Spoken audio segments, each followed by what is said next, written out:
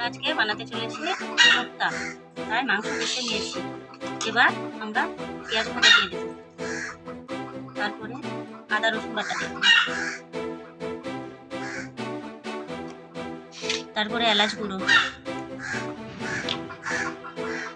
তারপরে স্বাদ মতো লবণ, তারপর লঙ্কা গুঁড়ো। এবার এইটাকে ভালোভাবে মাখিয়ে নিব।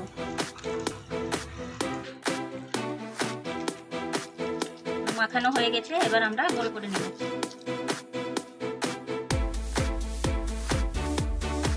আমাদের গোল করা হয়ে গেছে, এবার রান্না শুরু করব। কড়াইয়ে এবার তেল দিলাম,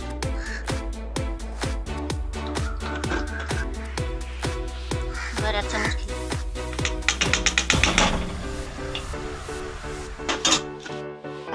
তারপরে পেঁয়াজ দিলাম, ভেজে তুলে নেব।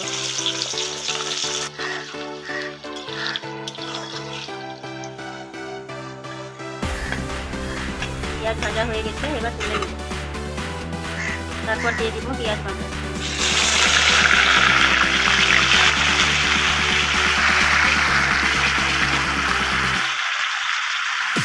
তারপর আদা রসুন বাটা,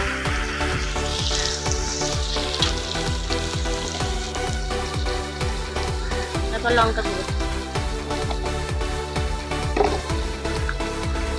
তারপরে একটু লবণ, দুধকে পাতা তেঁতুল দিয়ে গুলে রেখেছিলাম সেটা দিয়ে দেব। তারপরে এটা ভালোভাবে কষিয়ে নেব।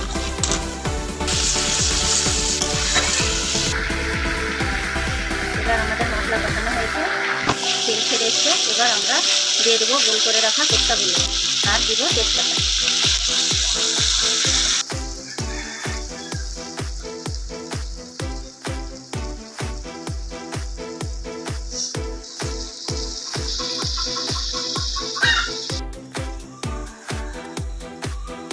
এবার আমরা কষিয়ে নেব।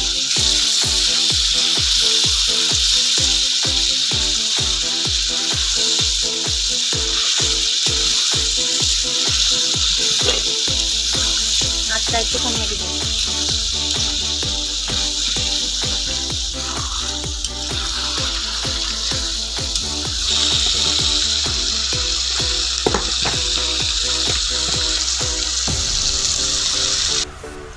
এবার কষানো হয়ে গেছে, এরপর দিয়ে দিব ভেজে রাখা পেঁয়াজ, গরম মশলা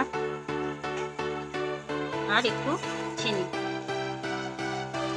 এবার আমাদের রান্না হয়ে গেল। এবার নামানোর আগে দিয়ে দেবো একটু ঘি। আপনারা বাড়িতে অবশ্যই বানাবেন আর খেয়ে দেখবেন, আর আমাদের চ্যানেলটাকে লাইক করবেন।